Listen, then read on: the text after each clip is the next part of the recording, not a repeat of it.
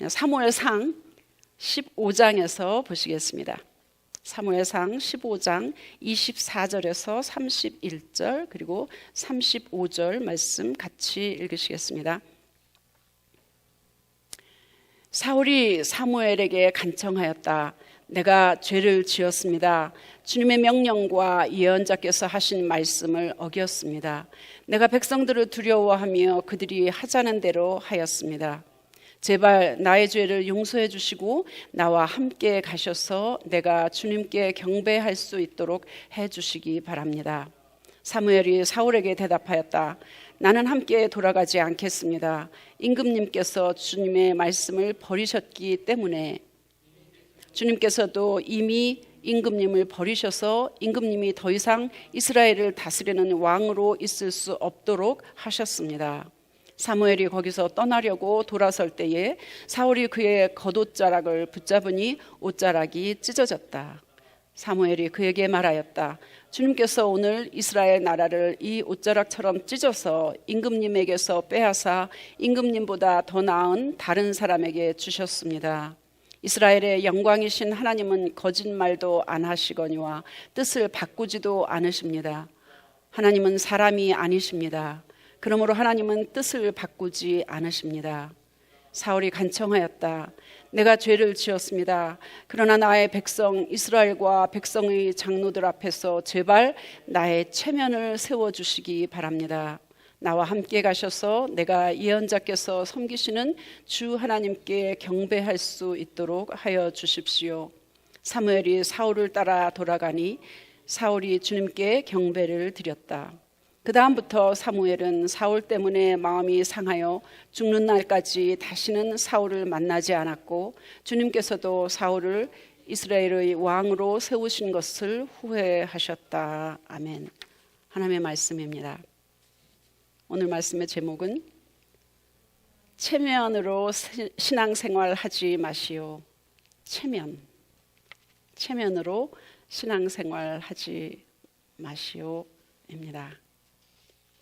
한국 문화는 체면 문화입니다. 그렇죠? 그래서 물 마시고도 이를 쓰십니다. 고기를 먹은 것처럼.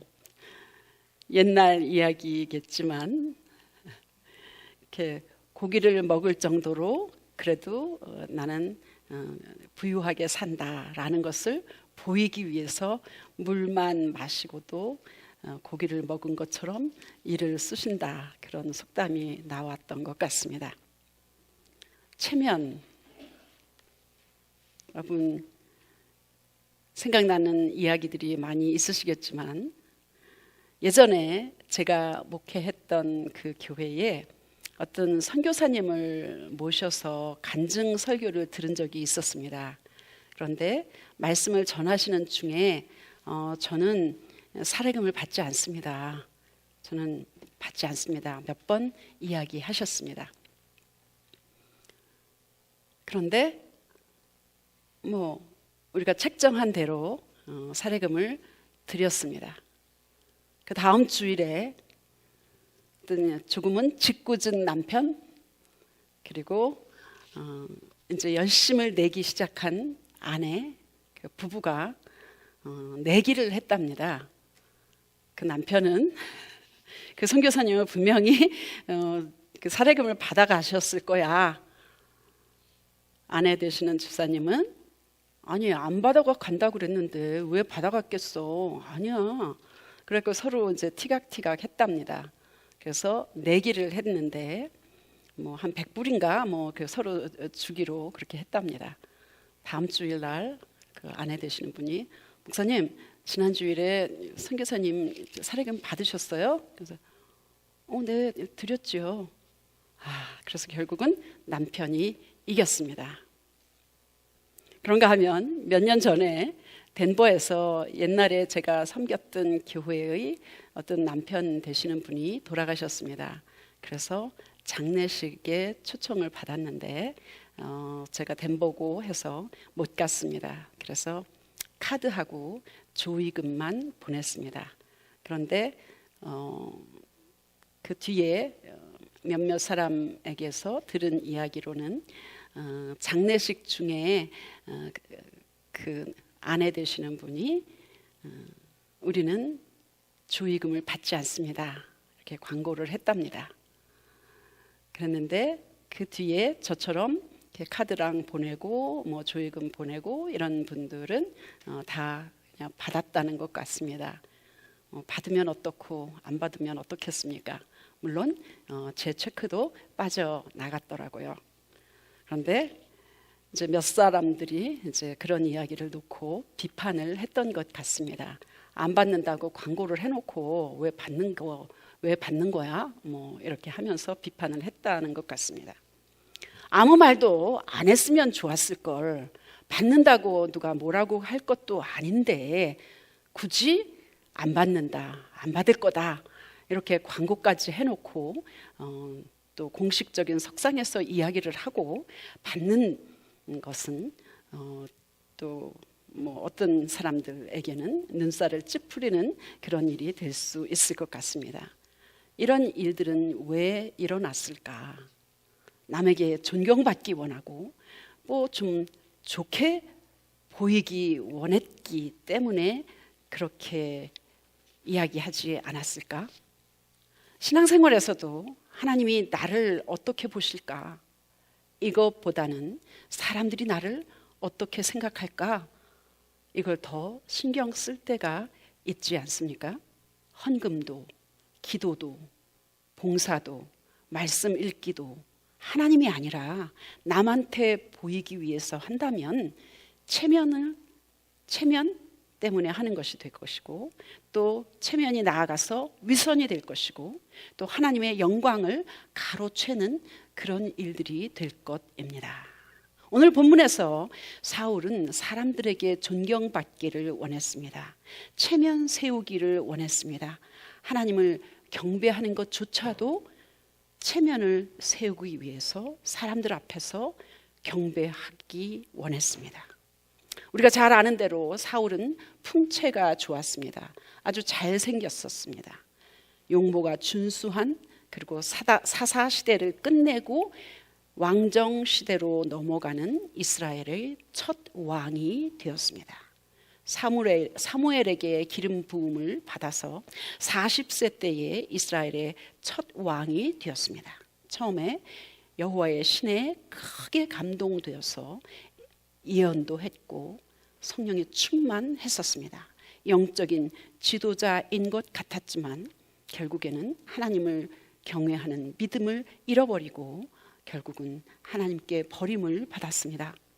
사울이 왕이 될 때만 해도 굉장히 겸손했습니다.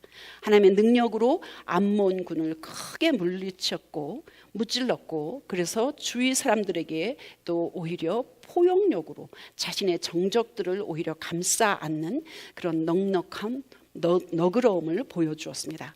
그런데 몇 년 안 되어서 블레셋 침략으로 전쟁이 일어났을 때에 사무엘이 오기를 기다리는 중에 기다리지 못하고 제사장에게만 주어진 임무인 제사를 지내는 것을 사울 왕은 참지 못하고 제사를 본인이 드리고 말았습니다.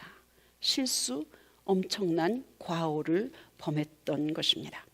사울은 그 뒤에 아말렉과의 전쟁에서 승리한 후에 자기의 공로를 내세우기 위해서 갈멜에 기념비를 세웠습니다.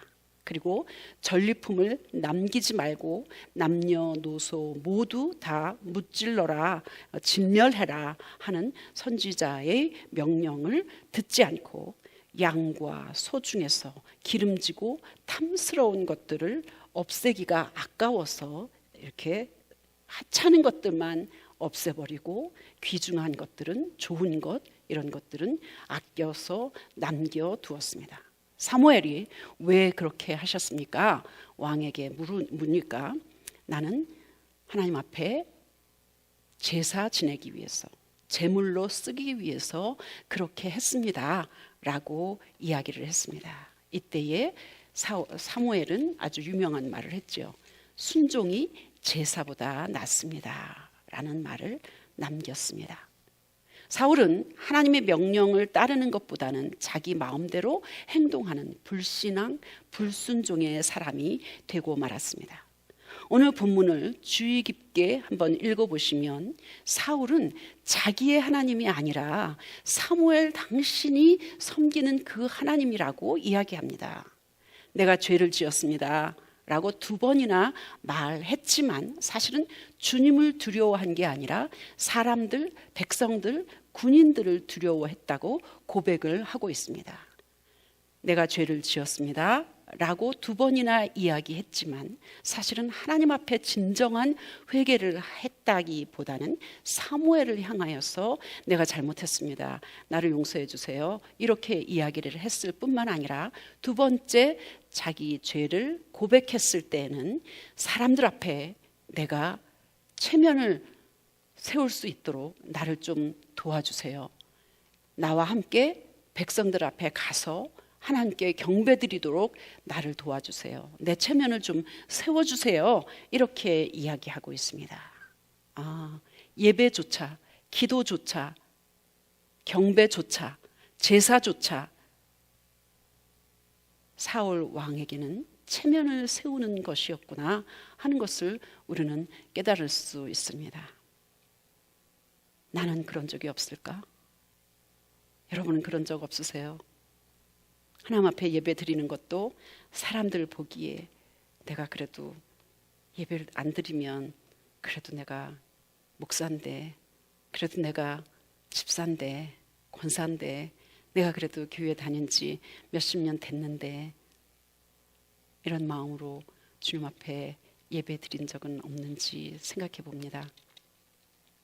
사울은 이스라엘 역사에서 전쟁의 영웅이었습니다. 큰 승리를 얻은 용사였습니다. 그러나 그는 신앙적으로 실패했습니다. 그래서 그의 최후는 아주 비참했습니다. 블레셋 군과의 전쟁 중에서 중상을 입고 결국은 자결하고 말았습니다. 신앙이 잘못되니까 영생은커녕 이 땅에서의 삶조차도 비참하게 끝나고 말았습니다. 반면에 다윗은 엄청난 신앙으로 하나님을 기쁘시게 해드렸습니다. 오히려 하나님 때문에 자기 체면이 구겨지면 얼마든지 나는 그렇게 하겠다라고 고백하고 있습니다. 언약궤가 다윗성으로 옮길 때에 큰 축제를 벌였습니다. 다윗은 소와 살찐 양을 가지고 제물로 주님 앞에 잡아서 드렸고, 모시로 만든 에봇만을 걸치고 주님 앞에서 온 힘을 다해서 춤추고 하나님 앞에 찬양을 했습니다. 이때에 다윗의 아내는 미갈은 업신여기면서 오늘 이스라엘의 임금님이 건달패들처럼 맨살을 드러내고 춤을 추다니 신하들의 아내가 보는 데서 어떻게 몸을 드러내면서 그렇게 춤을 추십니까? 채신머리 없이, 채통 없이, 체면 다 망가진 것 아니겠습니까?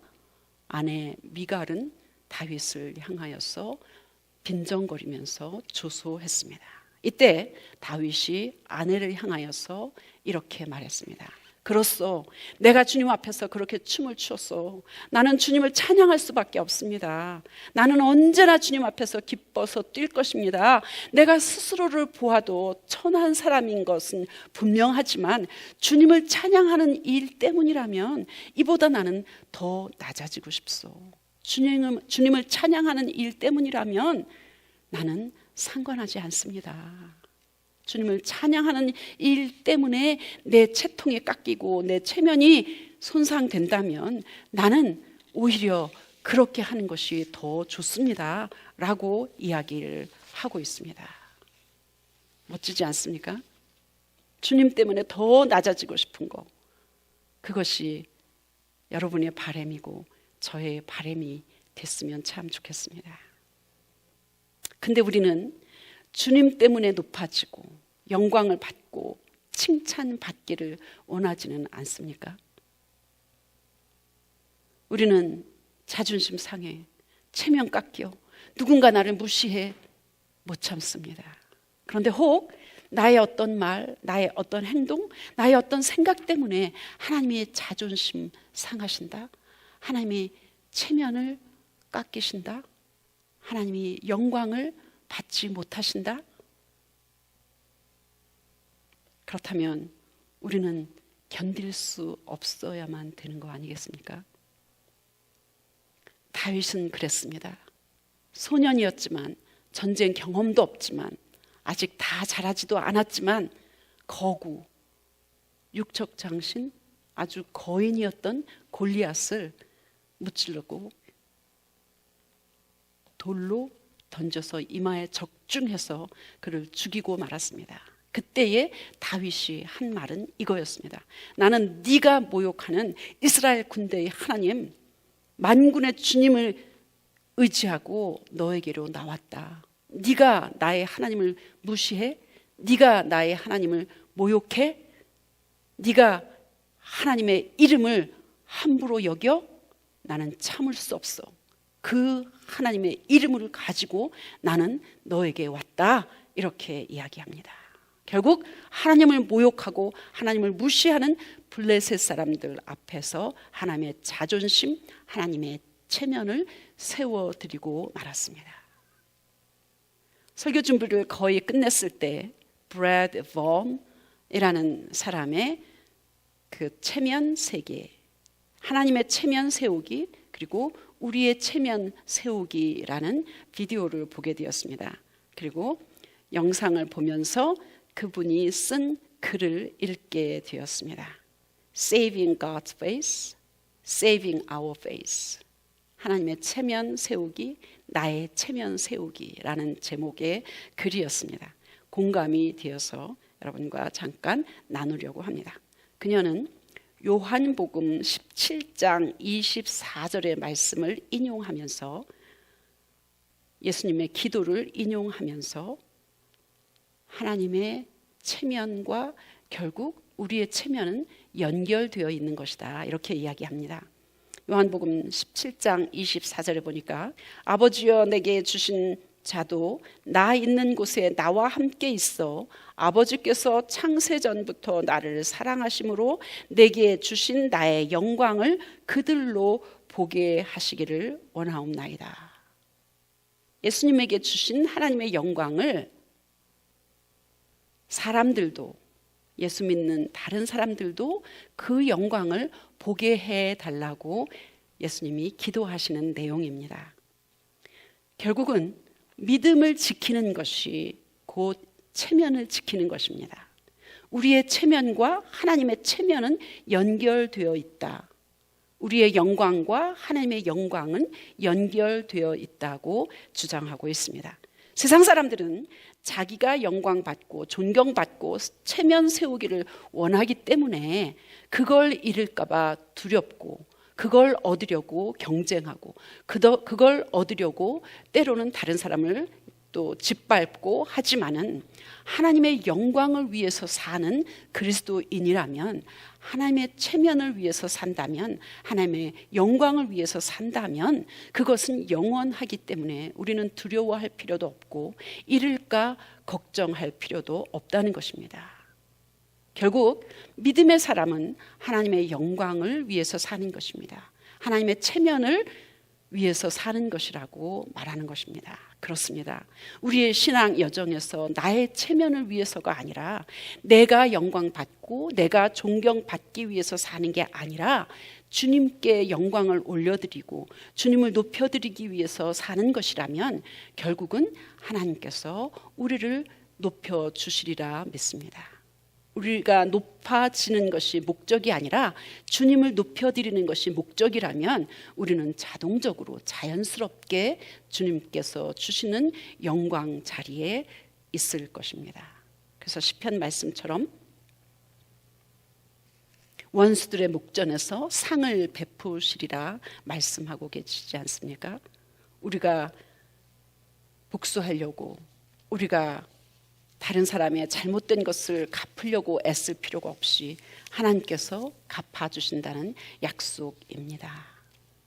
이 시간에 다시 한번 우리 결심할 수 있기를 바랍니다. 주님의 영광을 위해서 살겠습니다. 주님을 높여드리기 위해서 살겠습니다. 그러다 보면 우리는 우리 스스로 체면을 지키기 위해서 애쓸 필요도 없고, 존경받기 위해서 애쓸 필요도 없고 오히려 주님 때문에 다윗처럼 낮아지기를 원한다면 주님께서 분명히 우리를 높여주리라 믿습니다. 기도하겠습니다.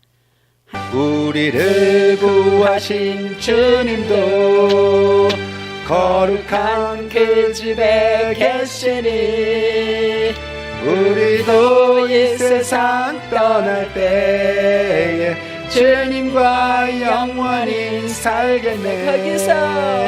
거기서 기쁘고 즐거운 집에서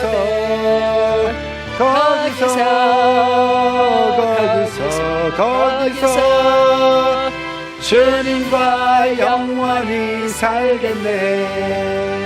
우리의 일생이 끝나면 영원히 즐거운 곳에서 거룩한 아버지 모시고 기쁘고 즐겁게 살겠네.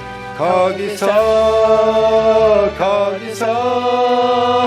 기쁘고 즐거운 집에서 거기서